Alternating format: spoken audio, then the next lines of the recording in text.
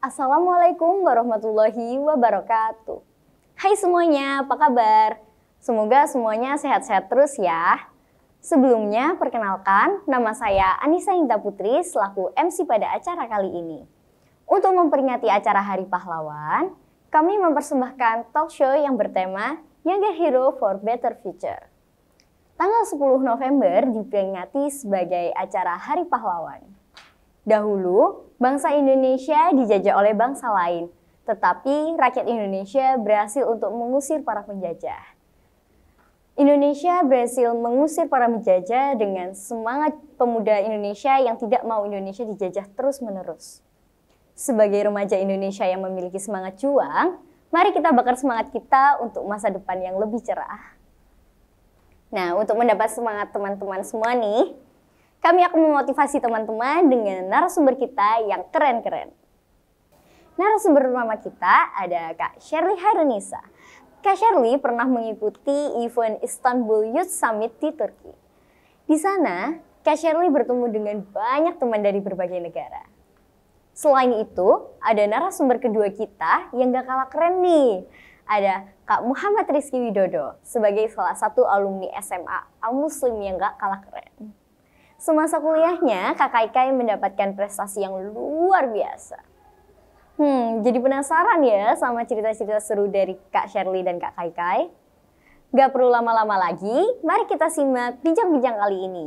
Kepada Kak Sherly dan Kak Rara dipersilahkan. Assalamualaikum warahmatullahi wabarakatuh. Kali ini berjumpa dengan saya Raihana Mumtaz, selaku moderator pada talk show peringatan Hari Pahlawan dengan tema Younger Hero for Better Future. Di sebelah saya sudah ada narasumber pertama kita, yaitu Sherly Hairunisa. Halo Sherly. Iya, halo. Saya hai dulu dong. Sherly, apa kabar nih? Ya, alhamdulillah baik. Lagi sibuk apa nih akhir-akhir ini? Akhir-akhir ini sibuk, pastinya sebagai pelajar sibuk ngerjain PR di sekolah. Terus sibuk organisasi juga, ikut ini paskib, pasukan pengibar bendera. Oh, buat ini ya, 10 November. Iya, betul. Oke, skip lah. Share, kita kan sekarang sedang memperingati Hari Pahlawan nih. Kita nih sering nih dengar kalau kita itu juga sekarang bisa menjadi pahlawan tanpa harus berperang pastinya. Nah, kalau menurut Sherly nih, apa sih arti pahlawan masa kini? Nah, menurut aku ya tentang pahlawan masa kini, pahlawan di era modern, pahlawan di era globalisasi yang pastinya teknologinya udah lebih maju.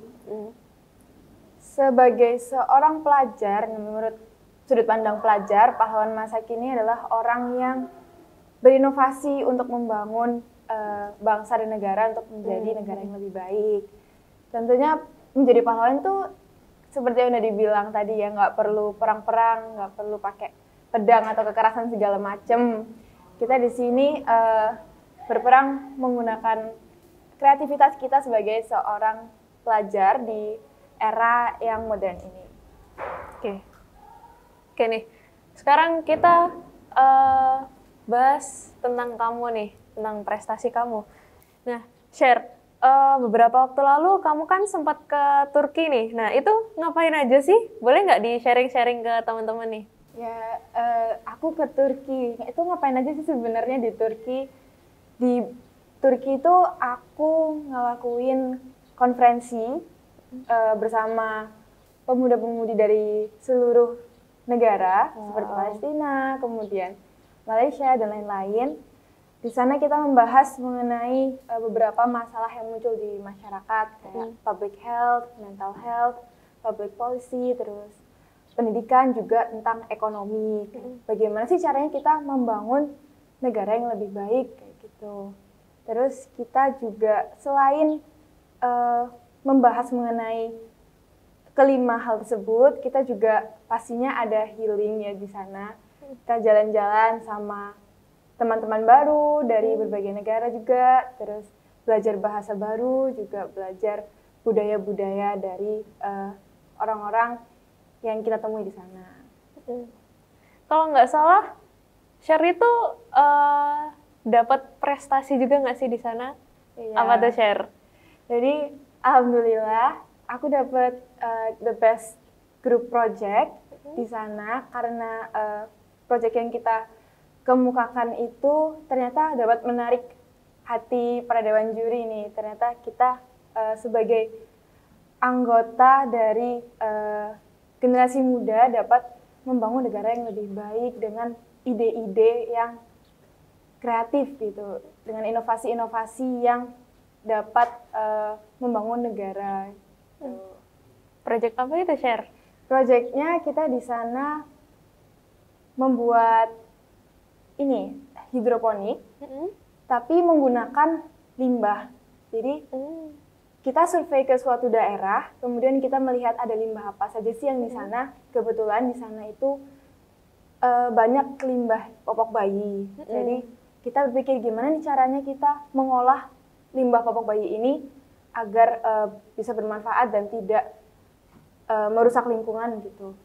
Jadi kita menggunakan gel dari popok bayi tersebut, kemudian kita modifikasi menjadi pupuk, kemudian kita taruh di hidroponiknya gitu.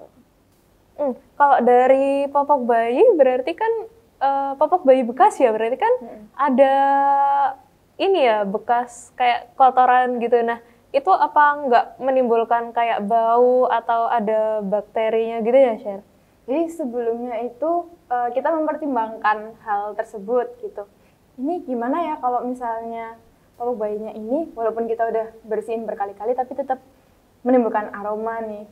Jadi kita di situ brainstorming gimana caranya biar gel dari dalam popok bayi itu nggak menimbulkan aroma, juga bisa menjadi media tanam bagi tanaman yang akan ditanam di hidroponiknya gitu.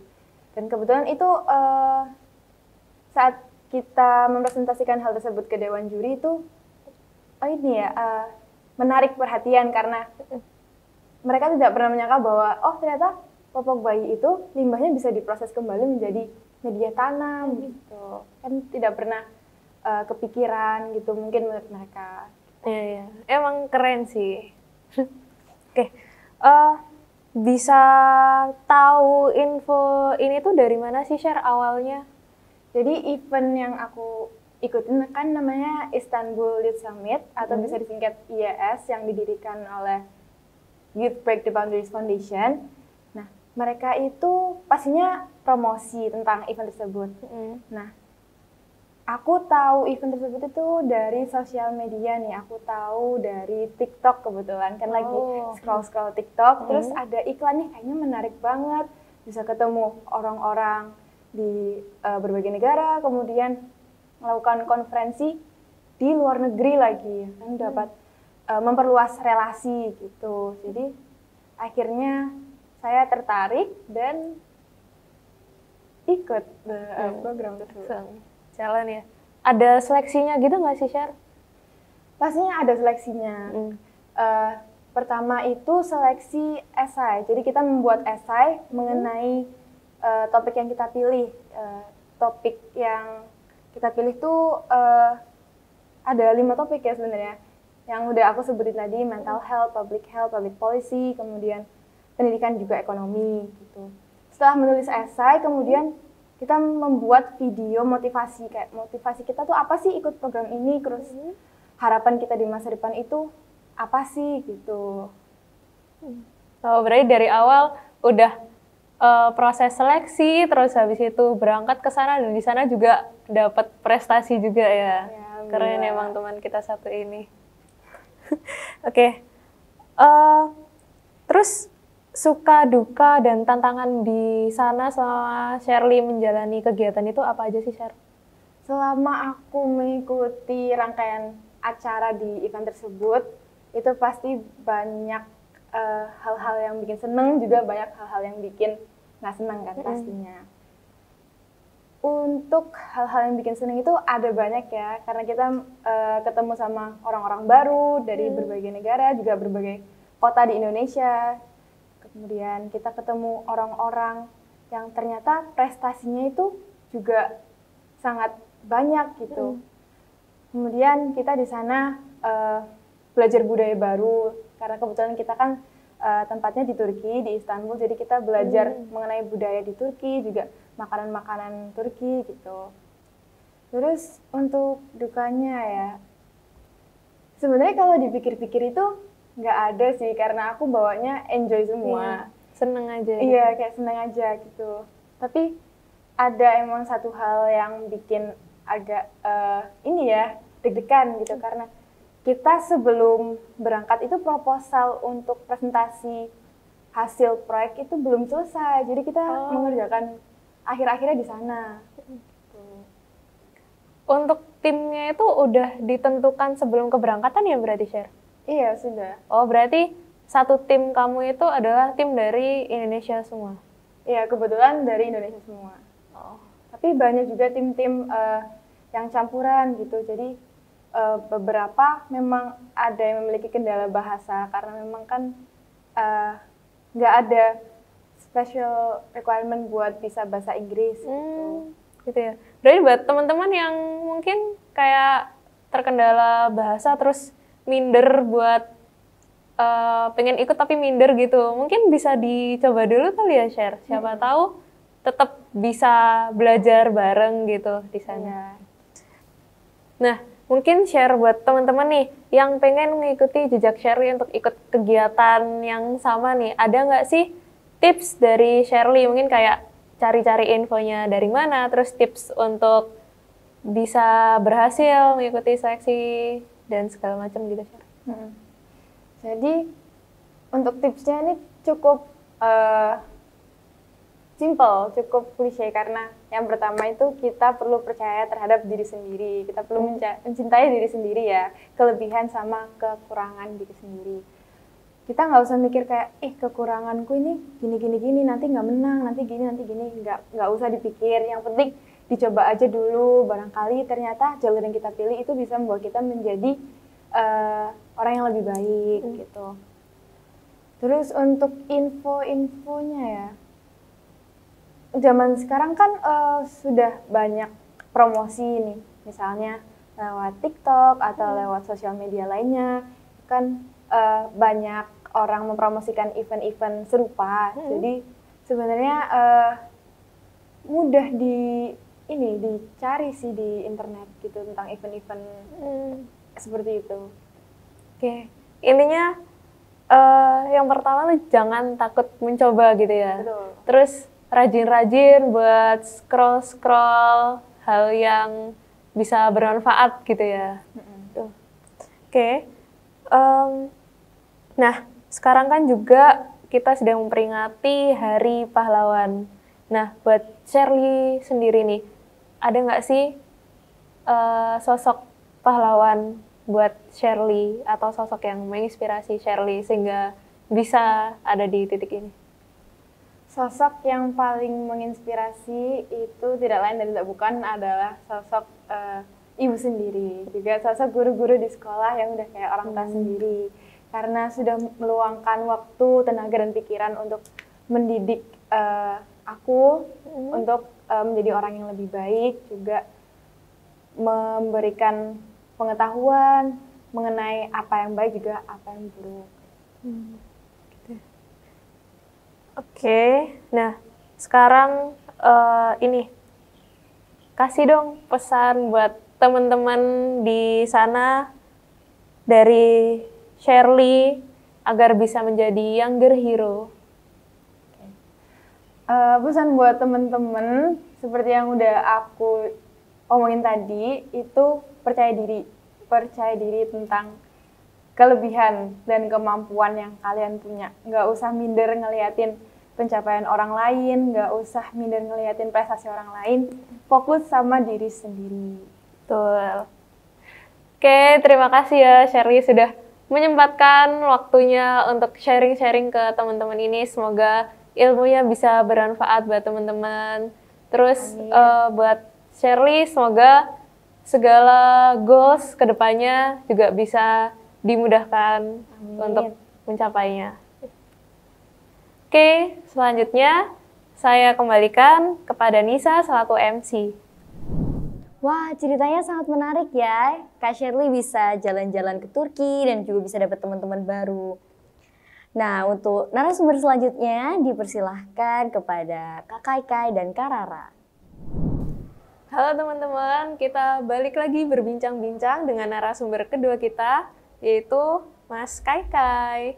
Tanpa lama-lama lagi, langsung saja kita sapa narasumber kita. Halo Mas Kaikai. Iya, halo. Apa kabar, Mas? Alhamdulillah sehat. Oke, akhir-akhir ini lagi sibuk apa nih, Mas? Akhir-akhir ini aku lagi sibuk, kebetulan sudah ada kerjaan sama dosen di Fakultas Kedokteran, jadi koordinator proyek riset di salah satu grup riset di Fakultas Kedokteran UNER. Aduh. Boleh diceritain nggak, Mas?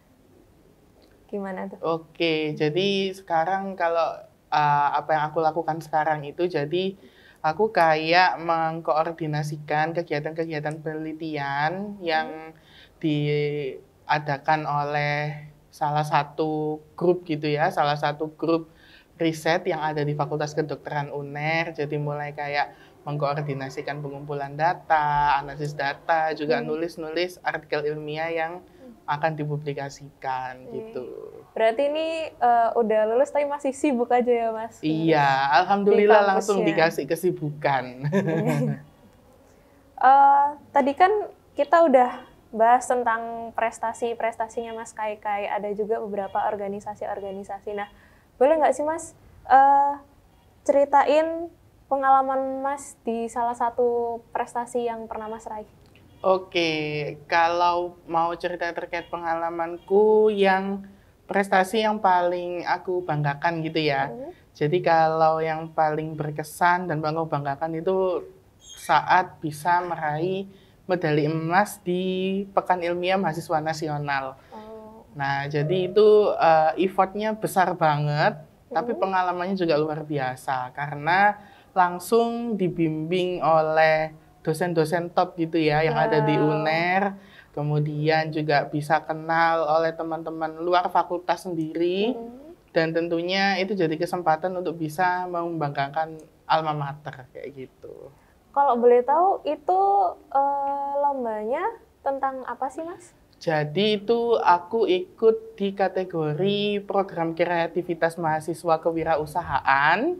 Nah, kalau di PKMK itu jadi kita itu semacam menghilirisasi produk penelitian jadi produk yang bisa dinikmati dan dijual oleh masyarakat.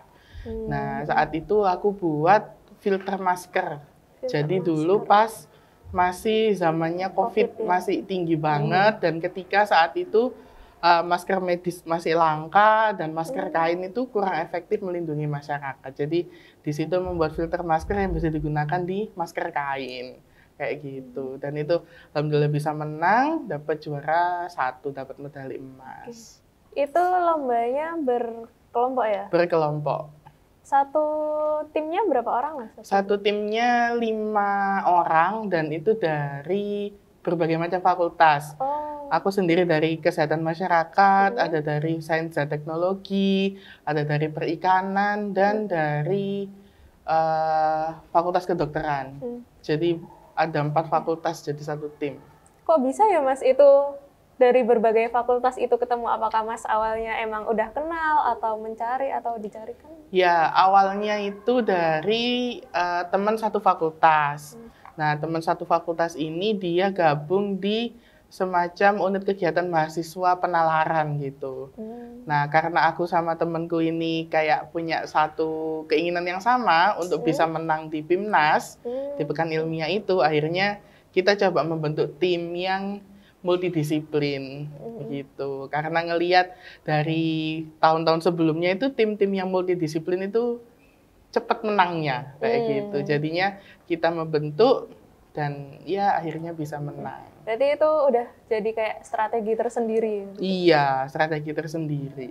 Dan dari awal memang sudah menargetkan untuk harus menang nih. Iya, sudah menargetkan itu. Terus selama ikut lomba itu apa aja sih suka, duka, dan tantangannya? Kalau sukanya sih pertama itu belajar banyak hal banget ya. Jadi banyak hal yang tidak dipelajari di kelas, tidak dipelajari saat kuliah, tapi bisa didapatkan.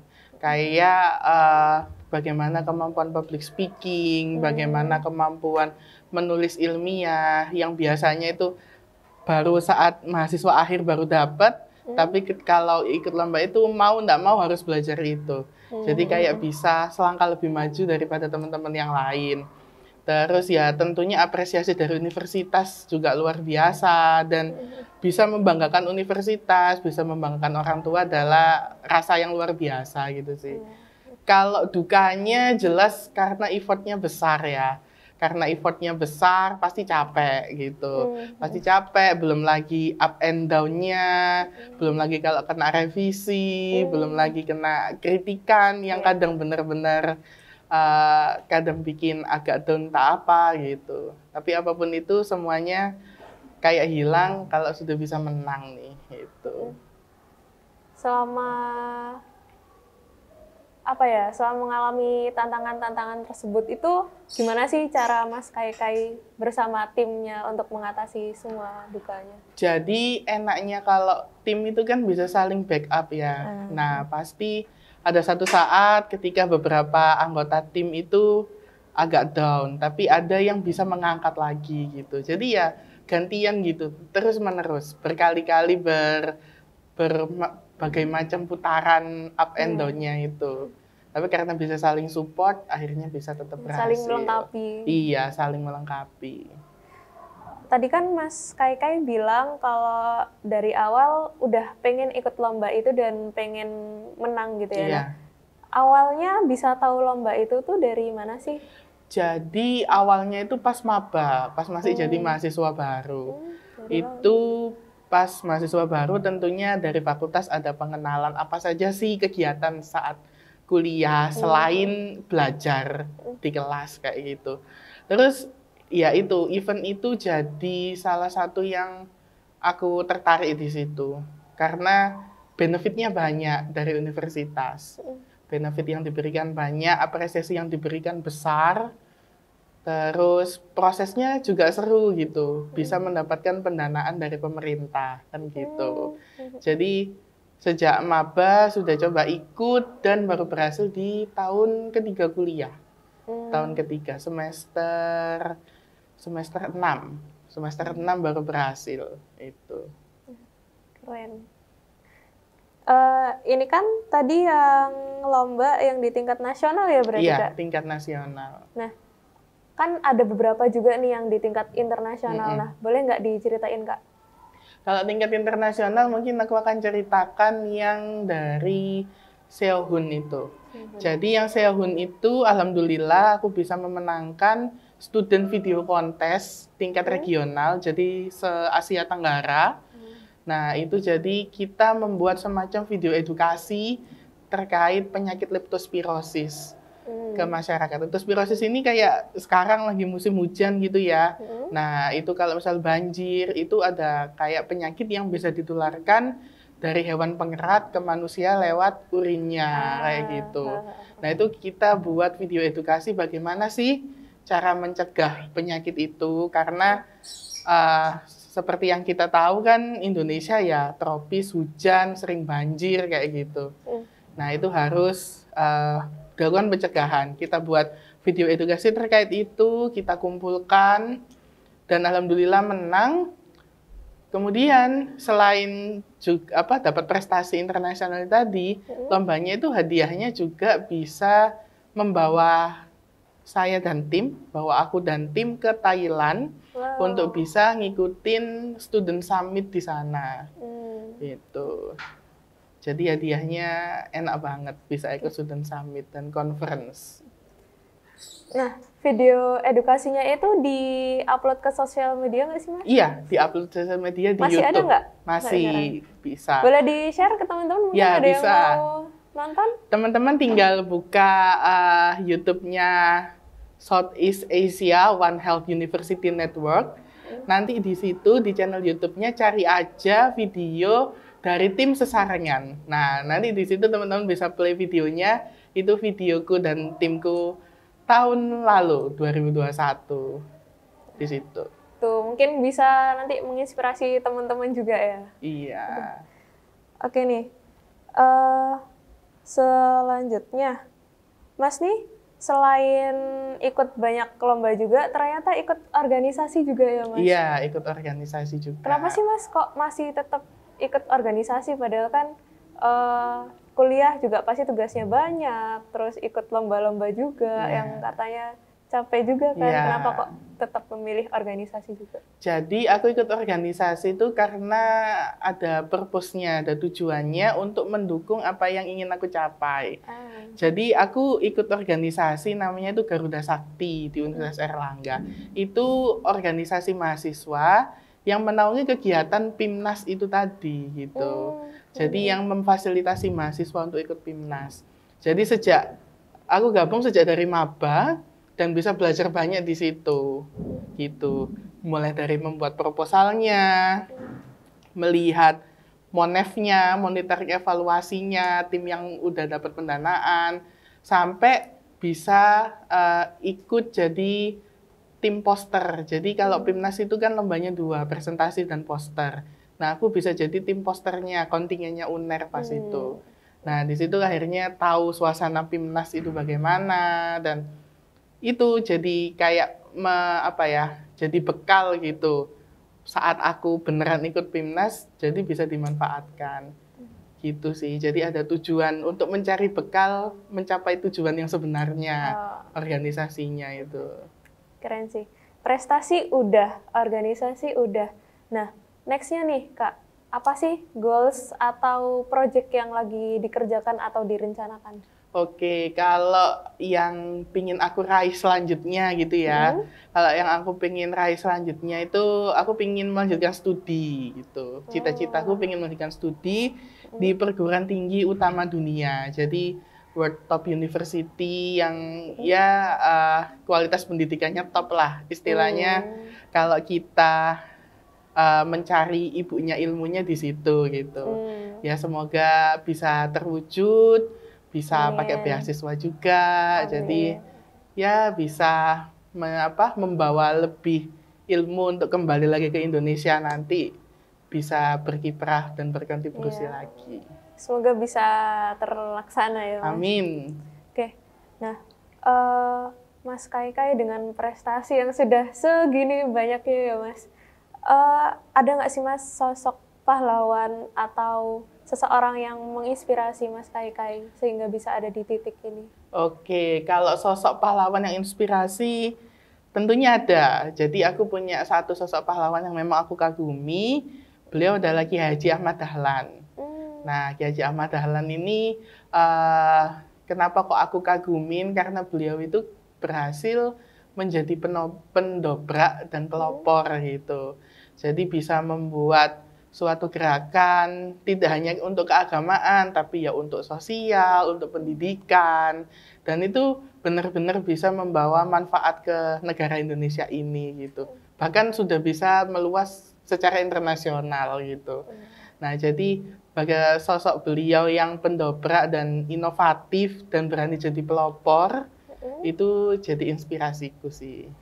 Nah, buat teman-teman ada juga nggak nih sosok pahlawan yang bisa menginspirasi kalian? Karena kan sekarang kita juga sedang memperingati Hari Pahlawan. Kalau Mas Kaikai tadi kan Kiai Haji Ahmad Dahlan. Buat teman-teman yang belum tahu, Kiai Haji Ahmad Dahlan itu adalah pendiri dari Muhammadiyah ya Kak? Iya, organisasi betul. Muhammadiyah.